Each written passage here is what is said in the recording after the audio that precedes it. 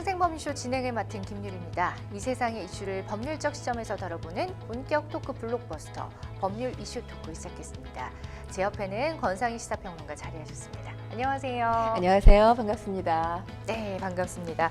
자, 지금 이 방송은 여러분 유튜브 통해서도 실시간으로 방송이 되고 있습니다. 많은 시청 부탁드리고요. 방송 보다가 공감되시다거나 아니면 하고 싶으신 말씀 있으시면 언제든지 채팅으로 댓글 남겨주시면 저희가 실시간으로 또 소통하도록 하겠습니다. 자, 법률 이슈 토크에서 그럼 어떤 이야기들 나눠볼지 화면으로 먼저 만나볼게요. 9.19 합의 일부 효력 정지, 대북 정찰 복원. 이 하마스 46일 만에 임시 휴전. 지금 딱 좋은 힐링 드라마 정신병동에도 아침이 와요. 네, 세 가지 다 요즘에 아주 이슈가 되고 있는 그런 내용들인데요. 본격적으로 다뤄보도록 하겠습니다. 여러분은 지금 생생법률쇼와 함께하고 계십니다.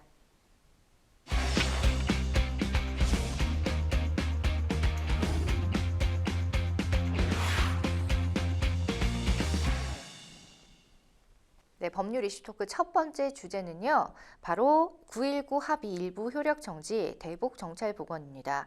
정부가 북한 군사 정찰 위성 발사에 대응해서 9.19 남북 군사 합의에서 대북 정찰 능력을 제한하는 조항의 효력을 정지를 시켰죠. 네, 그렇습니다. 북한이 정찰 위성을 21일 밤에 쏘아 올리게 되면서 우리 정부를 비롯해서 국제사회 이 같은 북한의 위성 발사 심각한 도발 행위라고 판단하고 있습니다. 네. 윤석열 대통령 영국 순방 중에 있죠. 의회 연설을 마치자마자 그러니까 이 정찰 위성이 쏘아 올려진 지 3시간 후였던 걸로 제가 기억을 하는데요. 네. NSC를 열고 대응 관련해서 지시를 내렸습니다. 한덕수 총리는 임시 국무회의에서 9.19 군사합의 일부 효력을 정지한다는 내용의 안건을 의결했습니다. 한덕수 총리에 따르면 9.19 군사합의 효력 일부 정지는 국가 안보를 위한 최소한의 방어 조치다. 이렇게 밝힌 상황입니다. 그렇군요. 이런 조치의 직접적인 원인은 북한이 3차 정찰 위성을 쏘아 올렸기 때문인가요? 네, 아까 제가 좀 전에 잠시 언급을 했는데 21일 밤 10시 42분경에 쏘아 올린 것으로 우리 군 당국이 지금 파악을 하고 있습니다. 네. 이전에 1, 2차 때 모두 실패를 했습니다. 엔진 결함이었던 것으로 지금 알려지는데 일단 1, 2차 때 같은 경우는 당일날 우리 군 당국도 실패했다 이렇게 발표를 했는데 지금 어제까지는 실패인지 성공인지 알 수 없는 상황이었습니다. 물론 어제 뉴스를 보신 분들은 북한 김정은 위원장 이 뉴스 화면에 나온 모습을 봤을 때 상당히 성공해서 만족한 그런 얼굴 모습이었거든요. 네. 실질적으로도 북한에서 성공했다 이렇게 발표를 했는데요. 지금 오늘 나온 보도를 보니까 국정원이 발표를 했습니다. 23일 이 북한의 정찰 위성 발사가 성공적으로 진입한 것으로 파악하고 있다. 이렇게 밝힌 상황이고요. 지금 성능과 관련해서는 3, 4일 정도 더 지켜봐야 된다는 게 신원식 국방부 장관의 입장이었습니다. 그렇군요. 정부는 또 북한의 이번 위성 발사가 유엔 안보리 결의의 17185와 1874호 등 다수의 결의를 명백히 위반한다 이렇게 밝혔습니다. 유엔 안보리 결의 내용 좀 짚어볼까요? 네, 그렇습니다. 일단 1718호부터 따지면 네. 이 유엔 안보리사나 이 대북 제재위원회를 1718 위원회라고 부를 정도입니다. 왜냐하면 북한의 첫 핵실험 이후에 이를 이제 규탄하고 강력한 제재를 가하기 위해서 만들어졌기 때문인데요. 네. 관련 내용을 보면 이제 북한에 대해서 추가 핵실험 또 탄도미사일 프로그램과 관련된 모든 활동을 중단시킬 것을 담고 있습니다. 그리고 관련해서 북한의 어떠한 자문이나 기술 훈련 이런 것들 제공하지 못하도록 돼 있고 이 관련 내용 회원국들 만장일치로 통과가 됐습니다. 그런데 이렇게 만장일치로 통과가 되면 뭐 합니까? 북한이 이를 어겼죠. 네. 그래서 보다 더 강력한 제재가 나온 것이 이제 바로 1718호 이후에 나온 것이죠. 네. 중요한 건 1874호예요. 네. 내용을 보면 만약에 북한에 오가는 선박에 무기가 실려 있다 이렇게 판단될 경우에 이 화물 검색할 수 있도록 해 있고요. 그리고 북한의 자산을 동결하고 금융거래 금지할 수 있도록 했습니다. 사실 사실 이런 제재 내용 때문에 북한이 코로나 때 고립되면서 상당히 위험한 상황, 그러니까 경제적으로 상당히 궁핍한 상황이어서 위험에 봉착해 있다, 이런 보도가 나오기도 했습니다. 예. 이 역시 이 회원국 만장일치로 통과됐습니다. 하지만 지금까지 북핵 실험 몇 번에 걸쳐서 진행이 됐으니까 벌써 이 6차례까지 강행이 된 상황입니다. 네. 뭐 안보리가 그때마다 새로운 결의안을 내놓기는 했는데 이게 과연 실효성이 있는지는 여전히 의문인 상황입니다. 그렇죠. 앞서 말했듯이 이제 정부는 우리가 국가 안보를 위해서 꼭 필요한 조치이자 최소한의 방어 조치, 우리 국가의 그런 입장을 밝혔는데 평론가님이 보실 때 이번 정부의 대응이 어떤 것 같으세요? 저는 당연한 조치라고 생각을 합니다. 예. 왜냐하면 지금 9.19 합의가 그동안 이게 실효성이 있냐, 이 부분에서 계속 의문이 제기됐었던 내용이에요. 왜냐하면 가장 큰 문제가, 우리에게 가장 큰 위협이 뭡니까? 북한의 핵 위협이거든요. 네. 그런데 지금 이 합의 사항을 보면 여기에 대해서 아무런 언급이 없습니다. 그리고 이 합의 사항을 지키지 않았을 때에 대한 언급도 없어요. 그러니까 북한은 계속 지키지 않아도 되는 국가가 돼버렸고 우리는 그와 달리 계속 지키고 있지 않습니까? 그런데 우리가 다들 알겠지만 어느 두 사람이 약속을 했어요. 개인 두 사람이 약속을 해도 누구 한 사람은 약속을 지키고 한 사람은 일방적으로 그 약속을 계속 파기하고 있어요. 네. 그렇다면 그 약속이 지속될 수 있을까요? 약속뿐만 아니라 관계가 유지되기도 어렵겠죠. 그렇죠. 네. 근데 저는 뭐 외교 문제, 국가 관계, 안보 문제도 이와 유사하다라고 생각을 합니다. 네. 그리고 중요한 건 지금 북한이 이 합의를 무수히 위반했을 뿐만 아니라 이렇게 우리가 이 9.19 군사합의 일부 효력 정지를 할 수밖에 없었던 데는 한미의 감시 정찰 능력마저 따라잡으려고 한 의도가 이 지금 3차 이 군사 정찰 위성의 발사를 통해서 읽을 수가 있습니다. 네. 그러니까 우리 정부로서는 이걸 그냥 두고만 볼 수가 없는 상황이었던 거죠. 그렇군요. 우리 군은 어떤가요? 이 군사합의 효력 정지 발표 후에 곧바로 뭐 감시 활동이라든지 감찰, 뭐 정찰 활동을 복원했나요? 네, 그렇습니다. 비공개로 항공 정찰 재개한 것으로 지금 알려졌습니다. 네. 특히 뭐 무인기 접근이라든지 항공기 또 헬기 정찰 앞당겨서 북한의 장사정포 등 군사 활동을 면밀히 감시할 수 있게 됐습니다. 그렇군요. 자, 어쨌든 뭐 긴장되는 분위기가 다시 감돌고 있습니다. 사실 정부는 북한이 정찰위성 발사를 강행한다면 9.19 군사합의 효력을 정지하겠다, 이런 예고를 계속 해왔잖아요. 네, 그렇습니다. 그러니까 사실 이게 예고라기보다 경고죠. 네. 우리가 군사합의 이제 효력 중지시킬 테니 이 정찰 위성 발사해서는 안 된다라는 의미가 한목적으로 포함이 돼 있는데 중요한 건 사실 이렇게 경고한들 지금 뭐 북한 같은 경우는 유엔 제재 사항도 제대로 지키지 않고 있는데 이 경고에 따를 리가 없다는 건 뭐 우리 국민들 모두가 다 인지를 하고 있었을 겁니다. 이렇게 경고를 할 수밖에 없었던 상황이 왜 그러냐면, 좀 더 자세히 말씀을 드리면 이 지금 군사정찰 위성 이 3차 발사 위험한 이유가, 위성? 그러면 위성이면 뭔가 지금 이 상태를 내려다보겠다는 거 아니야? 발사해서 아주 간단하게 그렇게 생각할 텐데 네. 그게 아닙니다. 말이 위성이지 여기에 만약에 핵탄두를 탑재하게 되면 대륙간 탄도미사일, 우리가 보도를 통해서 많이 접했죠. ICBM이 되는 거예요.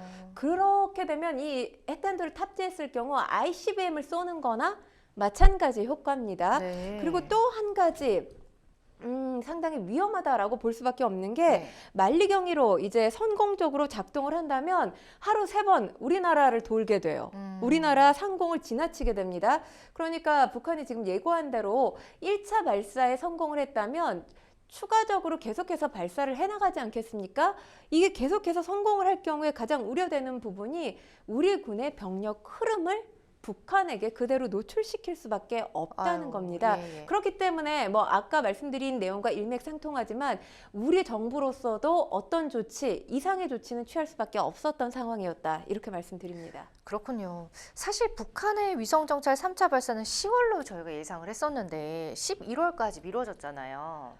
일단 시기적으로 봤을 때 10월에 발사하기가 쉽지 않았을 것으로 보여져요. 왜냐하면 9월에 북러 정상회담 뭐 전 세계 이목이 집중되지 않았습니까? 네. 김정은 위원장이 열차를 타고 러시아로 가서 직접 푸틴을 만났어요. 그러면서 무기 거래와 관련된 부분, 그러니까 북한이 무기를 제공하는 대신 러시아로부터 기술을 제공받을 거다. 왜냐하면 국가 간의 외교 간의 관계라는 게 일방으로 주기만 하는 관계는 있을 수가 없잖아요. 네. 그래서 이번에는 북한이 갑의 위치, 왜냐하면 다들 아시겠지만 러시아가 우크라이나 전쟁 아직까지 끝내지 못하고 있는 상황이잖아요. 네. 그런 상황이기 때문에 러시아가 북한에 적극적으로 도움을 요청할 수밖에 없는 입장이어서 의뢰의 위치라는 또 해석이 나왔습니다.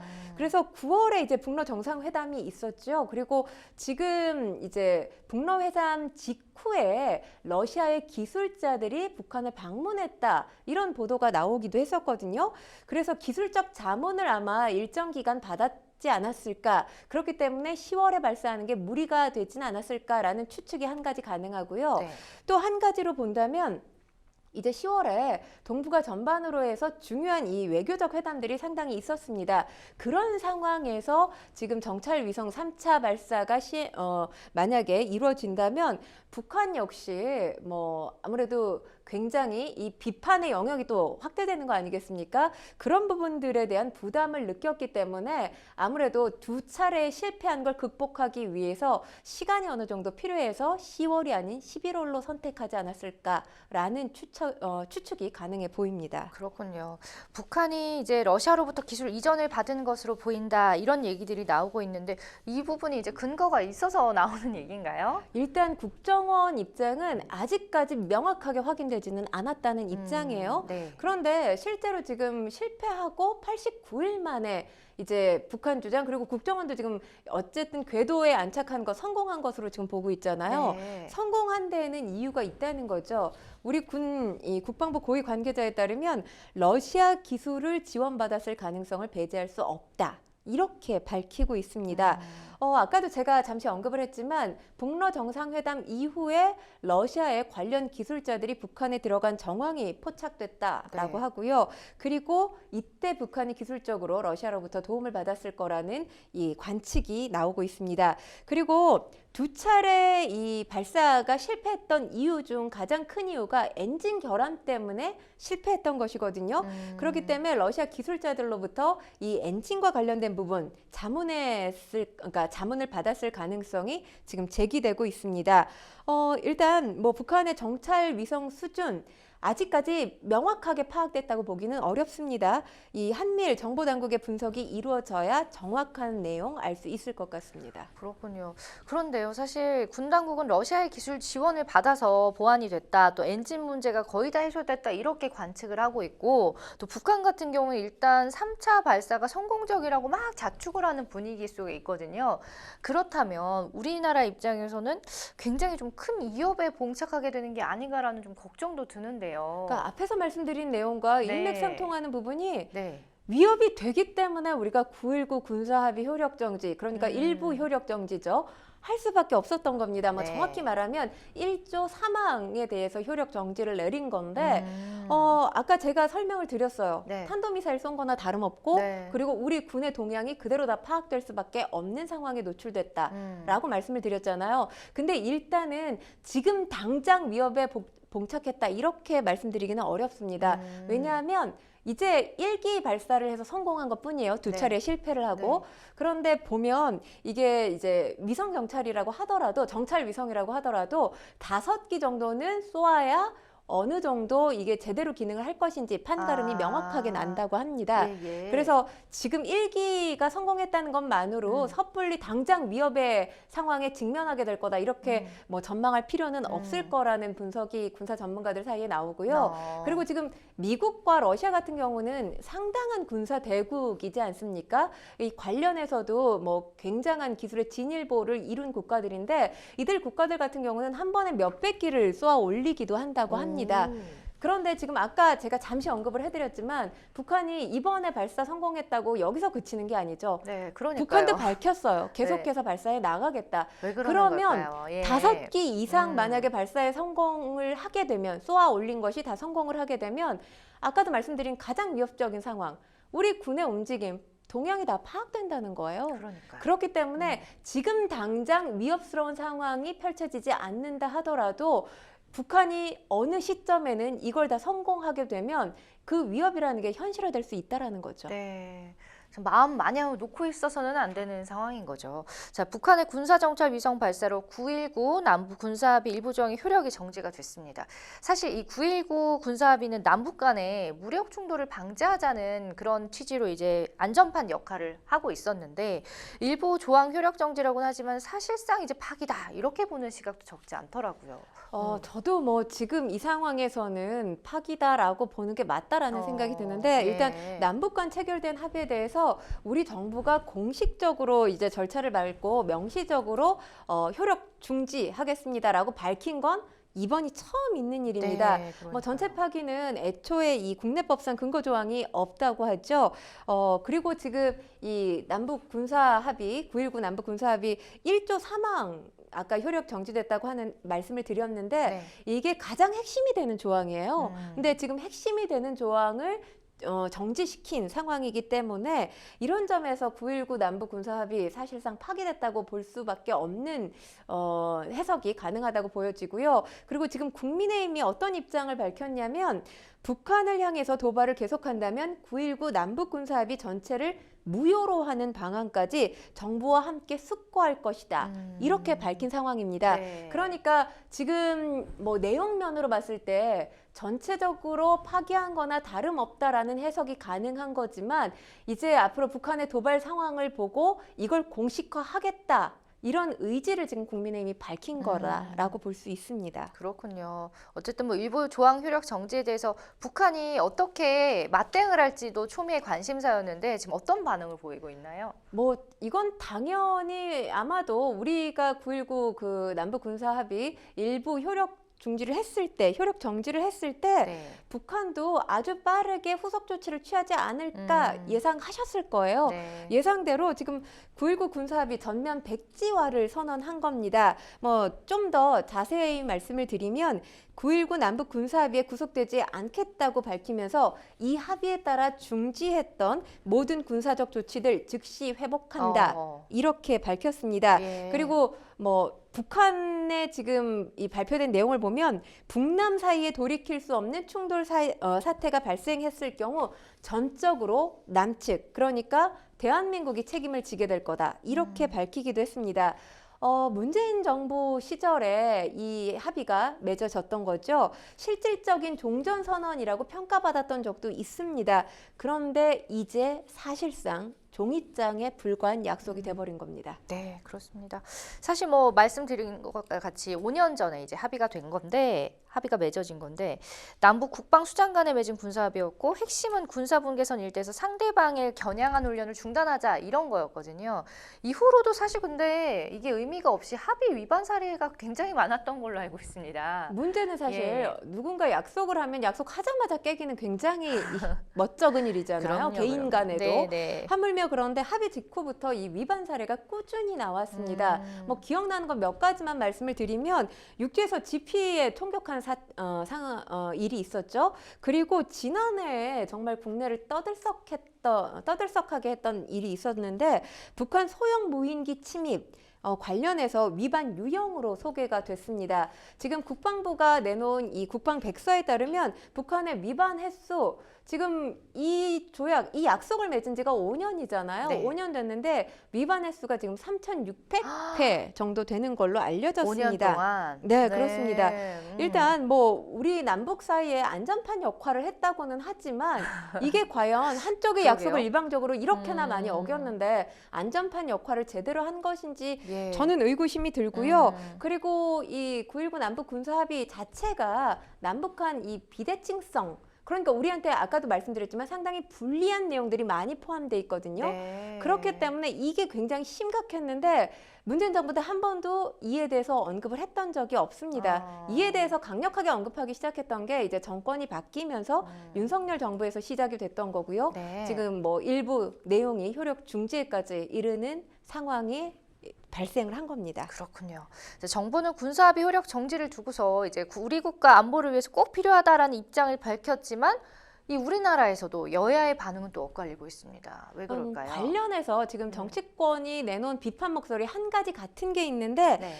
북한의 군사정찰 위성 발사에 대해서는 똑같이 한 목소리로 비판을 했습니다. 예. 아까도 제가 뭐 유엔 안보리 위반 사항 관련해서 조금 짚어드린 적이 있었는데 네. 유엔 안보리 관련해서 지금 결의 사항을 명백하게 위반한 거라는 거죠. 이와 관련해서는 지금 여야 간에 이견이 없습니다.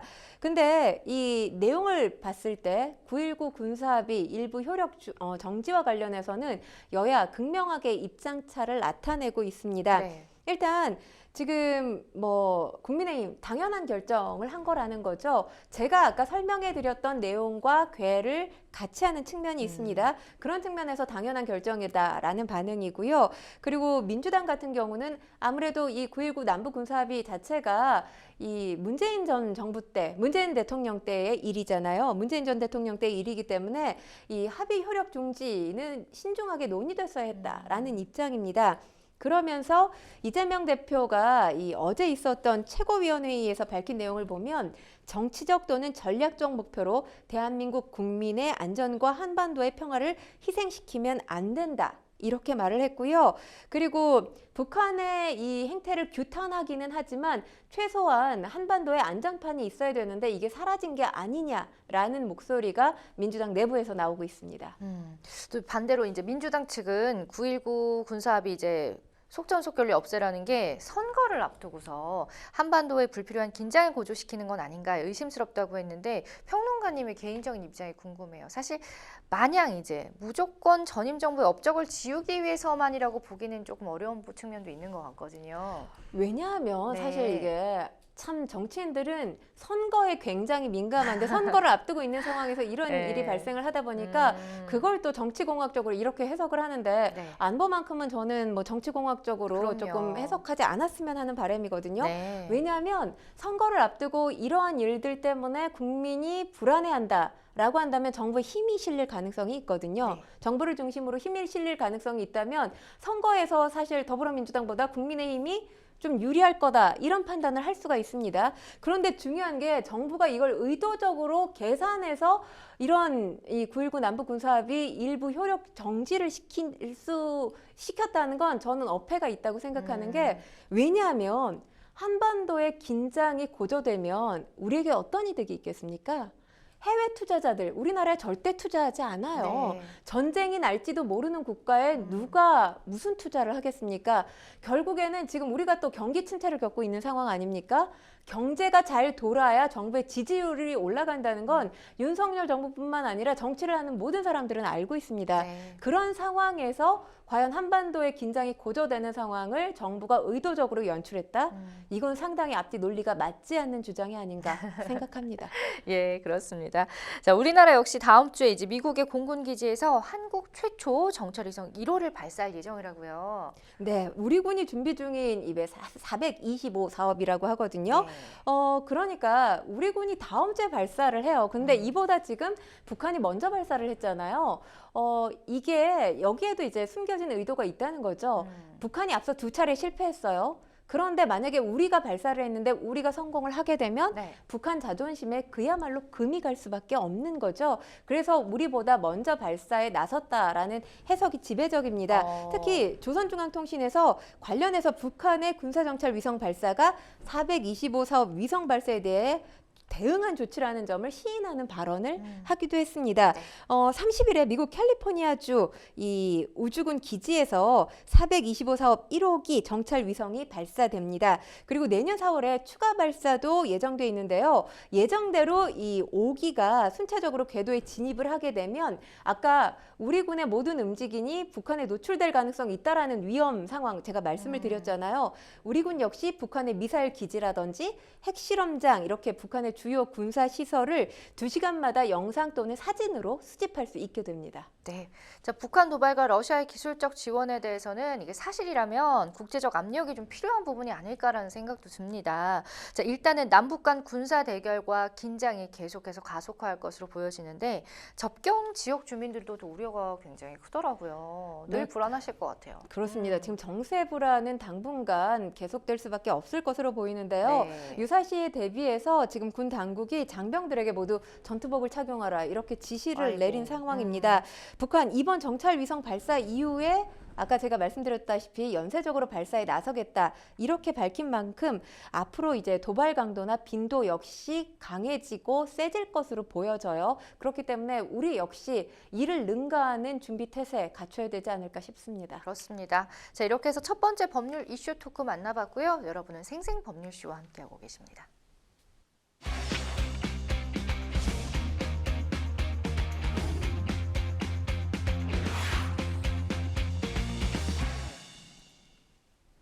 네, 계속해서 법률 이슈 토크 다음 주제 만나보겠습니다.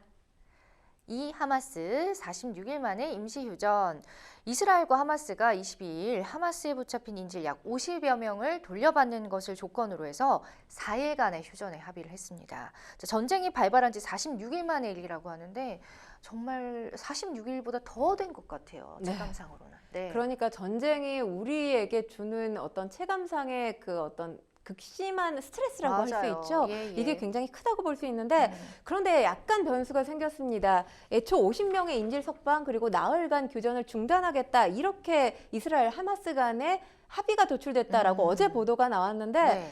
그러면서 인질들이 풀러 나올 시점이 오늘이죠. 그러니까 현지 시각으로 23일 오전 10시, 우리 시각으로는 오후 5시쯤이라고 합니다. 네. 발효될 예정이었는데 이스라엘 국가안전보장회의가 인질 석방은 24일, 그러니까 현지 시간으로 24일 이전에는 없다고 밝힌 상황입니다. 일시적인 교전 중단 발효 시점도 현지 시간으로 23일이 아닌 24일로 늦춰졌다고 지금 밝혔는데요. 네. 이유는 알 수가 없습니다. 이유에 대해서는 지금 밝혀진 바가 없고요. 네. 세부 내용에 대한 협상은 계속 지금 진행 중인 상황입니다. 앞서 이스라엘과 하마스 합의에 따라서 인질 어린이 30명과 엄마 8명 그리고 이 다른 여성 12명 이렇게 나흘에 걸쳐서 순차적으로 풀려나갈 예정이었는데 네. 정확한 명단은 하마스가 공개하기로 했습니다. 막교환 방식에 따라서 이스라엘은 교도소에 있는 팔레스타인 여성 그리고 미성년 수감자 150명을 풀어줄 예정입니다.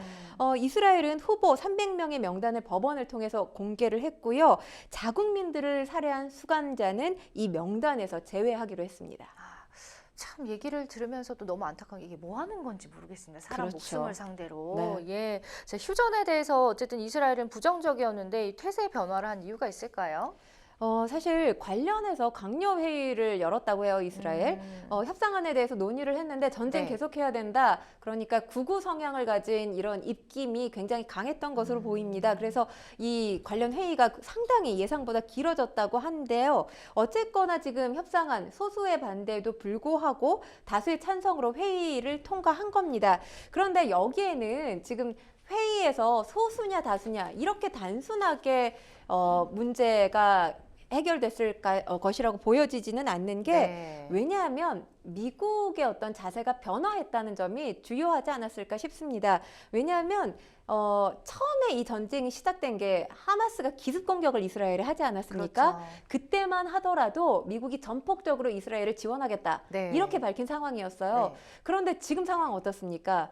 굉장히 많은 민간인들이 사망하지 않았습니까? 맞아요. 특히나 어린이들 그리고 여성의 사망 말할 수가 없습니다. 네. 이런 상황 속에서 뭐 지금 이스라엘에 대한 이 국제사회의 비난 여론이 굉장히 들끓고 있었죠. 이건 다시 말하면 미국도 비난받을 가능성이 굉장히 크고 네. 실질적으로 미국에 대한 비난도 있었습니다. 그렇기 때문에 미국이 강도 높게 계속 이스라엘에 대해서 군사행동 자제 그리고 교전 중단을 압박했던 결과가 이렇게 잠시라도 지금 교전 중단에 합의하자 이렇게 나온 것이 아닌가 분석이 됩니다. 아이고, 그러게 종전을 했으면 좋았을 텐데 어쨌든 휴전으로 합의를 받고, 자, 그런데 이번에 합의된 인질 석방 휴전에서 카타르가 협상을 중재한 것으로 알려졌더라고요. 카타르가 어떤 이유로 나섰나요? 그러니까 이제 카타르가 뭐 우크라이나나 레바논, 이란, 아프가니스탄 이 가자 지구에서 활동하고 있는 탈레반이나 하마스 정치 세력 지도부 초청하는 그런 활동들을 계속 해왔다고 해요. 그러면서 이제 아랍권에서 뭔가 중재자 역할을 하려는 국가들 국가들 가운데 카타르가 하나라고 합니다. 네. 그러니까 만약에 이렇게 보도가 지금 전 세계적으로 나간 거잖아요. 네네. 그러니까 다시 말하면 전 세계적으로 카타르의 존재감을 알리기 위해서 역할을 했다라고 볼 수 있는 거고요. 이런 배경에는 사실 이 아랍 국가들 간의 알력 싸움이 있습니다. 카타르보다 더 큰 국가 하면 사우디아라비아, 아랍에미레이트를 들 수 있잖아요. 네. 이런 이 원치 않는 국가들로부터의 개입을 차단하기 위해서 뭔가 몸집 불리기를 한 것이 아니냐, 이런 해석도 가능합니다.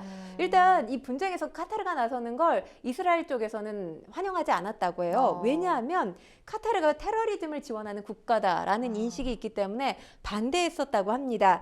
카타르가 이스라엘을 비난했었죠. 비판했습니다. 그리고 이 책임이 이스라엘에게 있다라고 하기도 했는데 네. 중요한 건 이란이 이 분쟁을 확대하느냐 마느냐, 이것도 또 이번 전쟁의 분수령이 될 거다, 이런 보도가 나오지 않았습니까? 네. 거기에 대해서 이란이 분쟁을 확대하지 않도록 영향력을 행사한 점, 아마 이 점이 고려되지 않았나 싶습니다. 그렇군요. 이스라엘과 하마스의 또 인질 협상이 타결이 되면서 이번 대규모 인질극을 주도한 하마스 측의 핵심 인물이죠.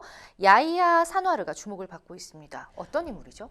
하마스의 최고 실권자라고 할 수 있습니다. 네. 그러니까 이스라엘을 기습 공격할 수 있도록 계획을 세우고, 그리고 지금 인질을 맞교환하면서 잠깐이라도 교전 중단하자, 이렇게 합의된 거 아닙니까? 그렇죠. 마쿠에서 이런 과정 모두 주도적으로 참여한 것으로 알려져 있습니다.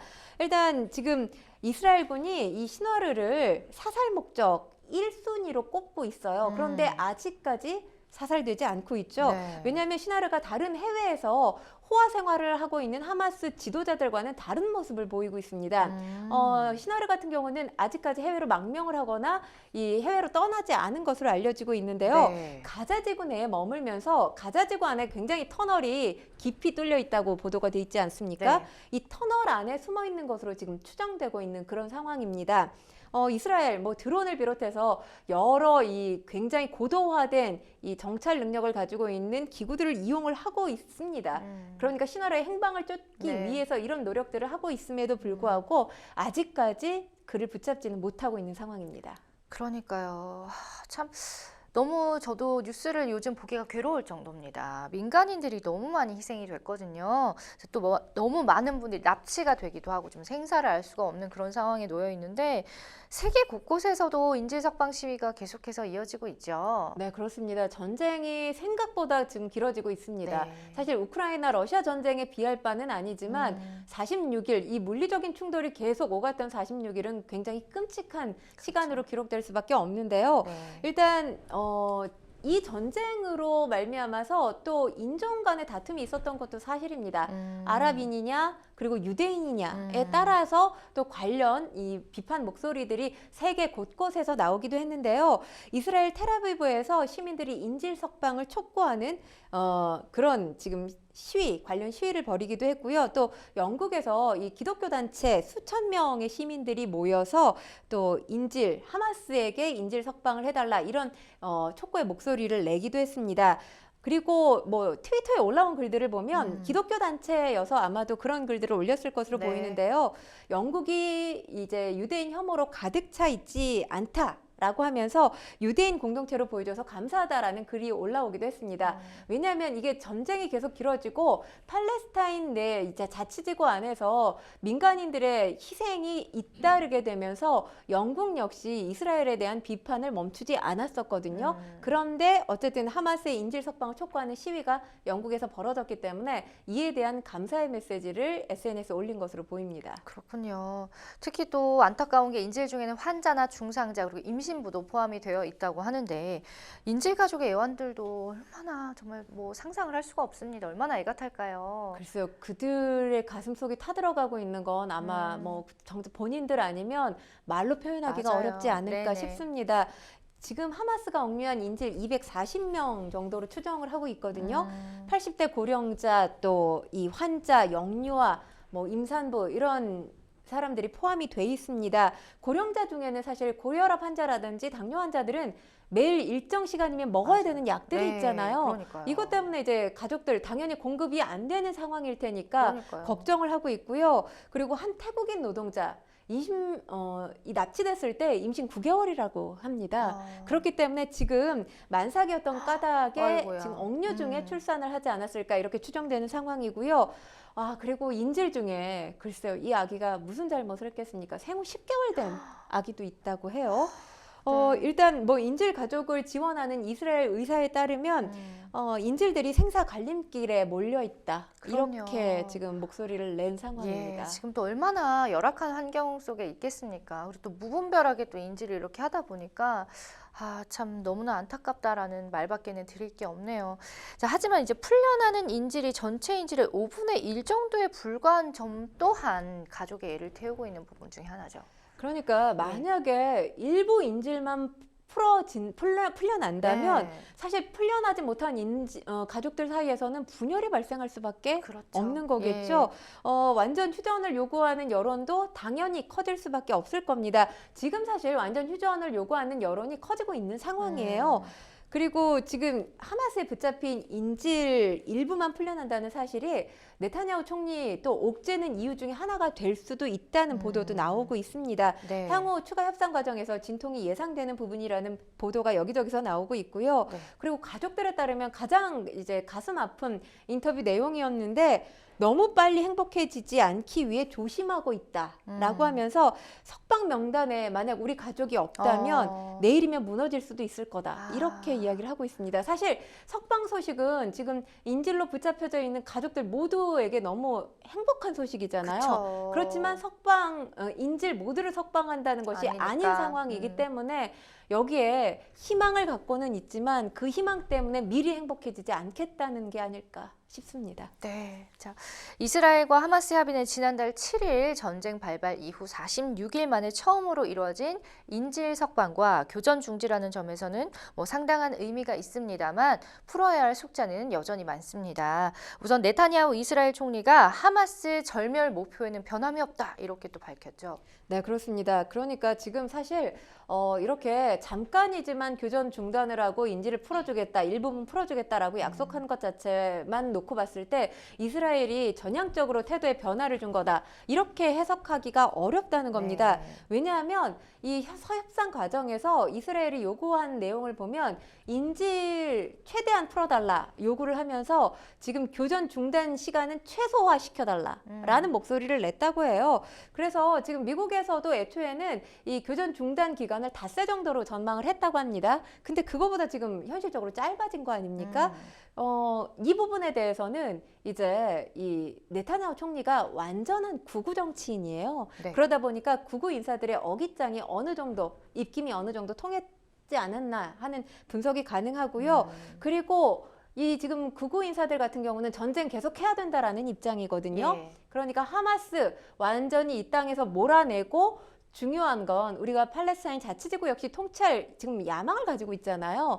이걸 실현시키기 위해서는 전쟁이 중단되면 안 된다는 게 이제 지금 이스라엘 내 극우 인사들의 입장입니다. 그렇기 때문에 뭐 극우 정치인 출신인 네타냐후 역시 이 뜻에 어느 정도는 동조했기 때문에 전쟁 끝내지는 않을 겁니다라는 취지로 얘기를 한 것이 아닌가, 발표를 한 것이 아닌가 싶습니다. 근데 왜 그런 목표에 민간인들이 희생이 돼야 되는 건지 맞습니다. 자, 이번 교전 중지 합의가 제가 아까도 얘기했죠.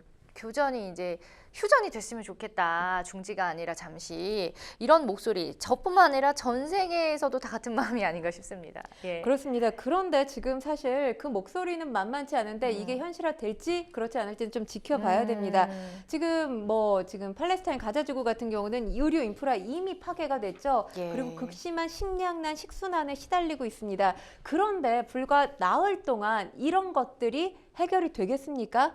최소한 지금 구호 단체들은 4주 정도의 이 교전 중단 시간이 필요하다라는 겁니다. 네. 그래서 휴전 기간 그러니까 좀 더 연장해달라 이런 목소리가 나오고 있는데 과연 이스라엘과 하마스 이와 관련된 목소리에 어느 정도 응하게 될지 지금으로서는 알 수 없습니다. 그러니까요. 4일은 너무 짧은 것 같습니다. 무언가 해결하기에 좀 더 연장이 됐으면 좋겠고요. 자, 일각에서는 이번 합의로 과연 어느 쪽이 더 많은 이득을 받는지에 대해서도 이제 의견이 분분하던데 아무래도 열세였던 하마스의 이득이 있지 않나 이런 또 의견이 또 지배적이더라고요. 네, 그렇습니다. 예. 그렇지만 이스라엘도 역시나 교전 중단 상황이 필요했을 거다라는 분석이 나오고 있습니다. 네. 왜냐하면 지금 알자지라 보도에 따르면 이스라엘 공군이 가자 지구에 배치한 약 2,500개의 스마트 폭탄 키트 가운데 재고가 열흘밖에 남지 않았다라는 보도가 나오고 있고요. 네. 그리고 두 번째는 땅굴입니다. 땅굴 관련해서 이제 뭐 로봇으로 찾아냈어요. 네. 그런데 이걸 파괴하는 건 로봇이 할 수 있는 일이 아니죠. 그렇죠. 이스라엘군이 직접 들어가서 파괴를 해야 되는데 하마스가 설치한 폭탄, 부비 트랩이 있어요. 그렇기 때문에 군인들도 직접 들어가서 이 파괴하는 것에는 상당히 회의적인 생각을 갖고 있는 군인들 많다고 합니다. 아유, 그렇기 그렇죠. 때문에 이스라엘도 지금까지 전술을 평가하고 앞으로 어떻게 나아갈지 이 방향을 잡는 데 있어서 교전 중단 이런 시간이 필요하다는 분석도 설득력이 있어 보입니다. 네, 그런 이유로 교전이 잠시 중단된 것이라니 더더욱 안타깝습니다. 자, 사실 전생의 참상과 결과는 너무나도 참혹하고 또 비극적이기 때문에 누가 이득인지를 따지는 게 무슨 의미가 있나 일반적인 생각은 그러한데 아무튼 극우 정당의 강경한 입장에도 불구하고 이번 합의안이 강요 회의에 이제 승인을 받았고요. 또 휴전 지속에 대한 국제사회 압박도 커지고 있는 상황입니다. 이번 협상 타결이 이스라엘과 하마스 간의 이제 전쟁의 중대 분수령이 되지 않을까 예측이 되는데 휴전 이후 전쟁 양상이 어떻게 흘러갈 것으로 보시는지요? 일단 휴전 이후 전쟁 양상을 전망하긴 정말 어려운 게 네. 앞서 우크라이나 러시아 전쟁 상황을 봤을 때 모든 전 세계 전문가들이 동일하게 네. 러시아의 압도적인 승리로 며칠 안에 끝날 거다. 다들 그랬죠. 네. 며칠 안에 끝날 그렇게 거라고. 예측을 했지만 지금 2년 가까이 전쟁이 이어져 오고 있는 상황이고요. 네. 누가 이길지 알 수도 없고 네. 언제 끝날지도 알 수 없는 전쟁이 돼버렸습니다. 예. 역시나 마찬가지인데요. 지금 그래도 희망을 가져본다면 일단 상황에 따라서 장기 휴전 가능성 있어 보이기는 합니다. 왜냐하면 지금 뭐 국제사회 여론 그러니까 장기 휴전을 해야 된다는 압박 여론뿐만 아니라 인질 10명이 추가로 석방될 때마다 휴전 기간을 하루 늘리는 내용, 이 휴전을 하자라는 내용 안에 합의안 안에 담겨져 있거든요. 그러니까 하마스에 억류된 인질 240명 가운데 50명은 지금 나흘 안에 풀려나는 거잖아요. 예. 그럼 190명이 남는 거란 말이에요. 그렇죠. 190명을 순차적으로 10명씩 풀어주게 되면 나흘 외에 19일이 더 필요합니다. 그러니까 최단 기간 이 합의 내용만 봤을 때 20여일이 넘는 기간 동안 휴전이 가능하다라는 희망은 가질 수가 있다는 게 네. 지금으로서 할 수 있는 가장 긍정적인 전망치가 아닌가 싶습니다. 네, 정말 제발 이 말대로 되기를 저도 바라겠습니다. 자, 여러분은 지금 생생 법률쇼를 함께하고 계십니다.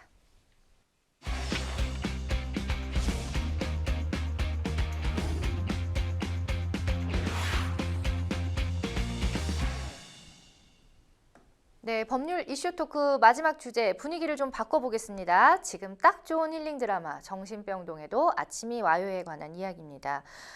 OTT 플랫폼에서 서비스하는 드라마죠. 정신병동에도 아침이 와요가 요즘 정말 많은 사랑을 받고 있는데요. 우선 어떤 드라마인지 소개 좀 해주세요. 제가 좀 전에 이 남북 관계 얘기하고 또 이제 전쟁 얘기하면서 네. 굉장히 힐링이 필요한 상황이었는데 그러니까요. 맞아요. 네, 힐링이 필요한 분들한테 적극적으로 추천해주고 싶은 그런 드라마입니다. 네. 정신건강의학과에 근무하게 된 간호사, 그러니까 애초에 정신건강의학과에 근무하지는 않았죠. 내과에서 근무했죠. 맞아요. 이 간호사 다은이가 주인공입니다. 배우 박보영 씨가 연기를 했는데요. 네. 정신병동 안에서 만나는 세상과 마음이 다친 사람들이죠. 마음이 시린 사람들의 다양한 이야기를 그린 OTT 시리즈물입니다. 총 12부작인데요. OTT 시리즈 많이들 이 작품 보셨을 거예요. 네. 좀비물이었죠. 지금 우리 학교는 또 영화 완벽한 타인으로 완벽한 흥행에 성공했던 뛰어난 연출력을 보이는 장르를 넘나드는 섬세한 연출력을 보이는 이 감독이 바로 이재규 감독인데요. 네. 이재규 감독의 또 한 번 색깔을 달리한 작품입니다. 추운 계절 이 마음이 시린 분들이 보시면 마음의 온도가 확 올라갈 수 있는 그런 작품입니다. 맞아요. 저도 여기저기 추천하고 다니고 있고 또 제가 눈이 부시게 너무 재밌게 봤는데 그 작가님이 그렇죠. 추천하더라고요. 맞아요. 네, 그러니까요. 자, 정신병, 정신질환 하면은 이제 사실 예전엔 좀 꺼리는 경우가 많았는데 현대에는 누구나 그 경계에 있다라는 말을 하고 있거든요, 네. 요즘에.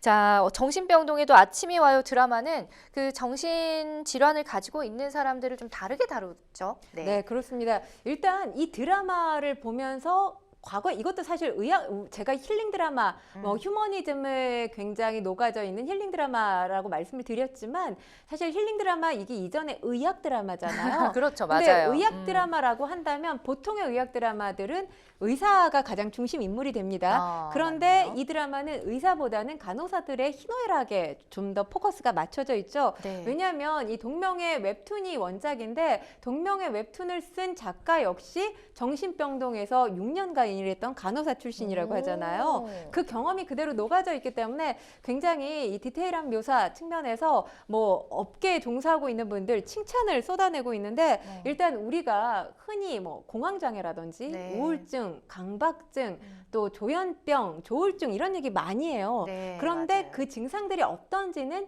자세히 알지 못합니다. 그렇죠. 근데 굉장히 이 병력에 대해서 아주 디테일하게 보여주고 있는 그런 드라마라고 볼 수 네. 있고요. 그리고 이들에 대한 시선이 굉장히 참 따뜻합니다. 네. 아직까지 뭐 우리 사회 관련해서 편견이 지배적인 상황인데 그럼에도 불구하고 이 드라마를 보게 되면 아, 내가 가진 생각이 편견에 불과했구나라는 걸 알 수 있는 그런 드라마이기 때문에 또 추천드리고 싶다는 말씀 덧붙이고 싶습니다. 그러니까요. 너무 디테일하게 잘 묘사를 해서 아, 이런 질환을 가지면 이런 상황이구나라는 거를 간접적으로도 또 경험하게 되는 게 이제 시청자 입장인 것 같은데 제작진이 마음의 병을 어떻게 시각적으로 보여줄까 이 부분에 대해서 고민을 진짜 많이 한 것 같더라고요. 굉장히 훌륭하게 묘사를 했어요. 그러니까 예. 각 환자들이 가지고 있는 심리적인 상황, 음. 마음의 병은 사실 심리적인 문제가 발생한 거잖아요. 그렇죠. 이걸 아주 판타지적으로 표현을 했습니다. 맞아요. 그러니까 다른 의학 드라마와 또 다른 차별점이 바로 여기에 있다라고 볼 수 있는 건데요. 네. 이제 양극성 장애를 앓고 있는 환자 같은 경우에는 유리로 된 동물원에 갇히기도 하죠. 그리고 공황 장애로 괴로워하는 환자, 그러니까 온 세상 가득히 물이 차오릅니다. 당연히 화장실에서 막 물이 차오르고 숨을 쉴 수가 없죠. 그러니까요. 이런 모습들이 묘사가 되고 있고요. 네. 또 다운 같은 경우는 간호사이지만 나중에 우울증에 빠지게 되잖아요. 아, 그래요? 어, 저 거기까지 안 봤는데 스포 당했네. 거대한 늪에 빠진 것처럼 네. 이렇게 서서히 지면으로 가라앉으면서 동시에 절망하는 모습이 보여집니다. 네. 그래서 이 드라마가 훌륭한 이유가 1인칭 주인공 시점도 아니고요. 3인칭 관찰자 시점도 아니에요. 네. 그러니까 주인공인 다은 역시 정신질환을 앓게 되면서 전지적인 환자 시점으로 그려지거든요. 아. 그 부분이 상당히 공감력을 높여주는 부분이라는 생각을 했습니다. 진짜 처음부터 끝까지 대단한 드라마입니다. 자, 어쨌든 그게 주인공인 박보영, 정다은 간호사로 나오잖아요. 연출을 맡은 감독 이재규 감독이 처음부터 점을 찍었대요. 그러니까 예. 왜 감독들이 어떤 배우를 어떤 캐릭터에 캐스팅해야 되겠다라고 생각할 때 가장 먼저 떠오르는 게 이미지라고 하잖아요. 일명 이미지 캐스팅이라고 하는데 네. 다은이라는 캐릭터에 참 박보영 씨의 이미지가 잘 어울린다라는 생각이 듭니다. 그리고 그동안은 박보영 씨가 러블리한 캐릭터 연기를 참 많이 했거든요. 근데 이번에 이타심이 굉장히 뛰어나죠. 너무 착하다 보니 정신질환까지 앓게 되는 그런 캐릭터인데 네. 여름에 콘크리트 유토피아 보신 관객들 아실 거예요. 박보영 씨가 출연했는데 이때도 정말 이타심이 굉장히 충만한 캐릭터로 나왔거든요. 그런 캐릭터들로 뭔가 이전에 맡았던 러블리한 캐릭터로부터 좀 탈피하지 않나라는 생각을 했습니다. 그렇군요. 자, 아까도 말씀드렸지만 이 정신병동에 실제로 근무하고 있는 간호사분들도 굉장히 공감을 많이 한다는 거에 대해서 다시 한번 놀랍고 그렇기 때문에 이제 웰메이드가 아닌가 싶은데 자, 실제 정신과 간호사부터 조금씩 마음의 병을 안고 사는 우리 모두에게 필요한 드라마가 아닌가라는 생각이 듭니다. 자, 마지막으로 이런 분들은 꼭 보셨으면 좋겠다. 저도 참 여기저기 추천하고 다닌다 그랬잖아요. 개인적으로 어떤 분들에게 추천하고 싶나요? 제가 볼 때 왜 우리가 너무 힘들면 네. 세상에서 내가 가장 불행해, 세상에서 내가 가장 힘들어 이런 이야기를 입에 달고 살기도 하고 그런 느낌으로 굉장히 괴로운 날들을 보내기도 해요. 맞아요. 그러니까 마치 나는 터널에 갇혀서 계속 밤인 상태, 아침이 오지 않을 것 같은 상태에 갇혀 있다고 생각하는 경우들이 있죠. 뭐 저도 그랬던 적이 있으니까요. 네. 그런 분들이 보시면 어떨까라는 생각을 하면서 제가 이 드라마를 봤습니다. 뭐 아주 간단하게는 우리가 SNS를 보면서도 정신질환이라고까지 얘기할 수는 없지만 네. 남의 삶을 보면서 그 삶에 너무 빠지다 보면 내 삶이 너무 불행한 것처럼 느낄 때가 있잖아요. 이것도 일종의 남의 삶에 집착하는 강박증이 아닌가라는 생각을 제가 이 드라마 보면서 잠시 했거든요. 지금 SNS 보면서 뭔가 굉장히 자괴감에 빠지신 분들이 보시게 되면 그럴 때 덜 힘들어요. 나보다 더 힘든 사람들이 이렇게 많이 있구나 라는 생각을 할 때 나의 힘듦이 무게감이 확 줄어들거든요. 네. 혹시 힘든 상황에 놓여져 계신 분들, 그것 때문에 마음이 굉장히 아프신 분들이 보시면 도움이 되지 않을까. 세상에 내가 가장 힘든 게 아니라는 걸 보여주는 드라마이기도 합니다. 그러니까요. 이게 또 12부작이잖아요. 그래서 온갖 사례들이 나오는데 저는 5화 워킹맘 나오는 거 보면서 굉장히 공감을 많이 네. 했거든요. 그러니까 뭐 직장 생활을 하던 또 SNS를 보던 여러 가지 나에게 맞는 그 화는 꼭 있더라고요. 네. 그러니까 다들 나만 힘든 거 아니다라는 생각으로 즐기시면 좋을 것 같습니다. 네, 생생법률쇼 어느새 이야기를 하다 보니 마칠 시간이 왔는데요. 오늘 시사평론가 권상희 평론가와 함께했습니다. 고맙습니다. 네, 고맙습니다. 네, 방송 보시다가 혹은 일상을 살아가면서 법적인 조언 필요하신 분들은 고민하지 마시고 저희와 함께 보시면 되겠습니다. 0257-8295번 전화 열어놓고 있고요. 또 홈페이지 내에 또 법률 상담 클릭하셔서 상담 접수해 주셔도 좋고 또 이메일로도 접수 받고 있습니다. 각 분야의 전문 변호사가 무료로 상담 도와드리니까 많은 참여 바랍니다. 네, 생생법률쇼 오늘 준비한 내용 여기까지입니다. 시청해 주신 여러분 고맙습니다.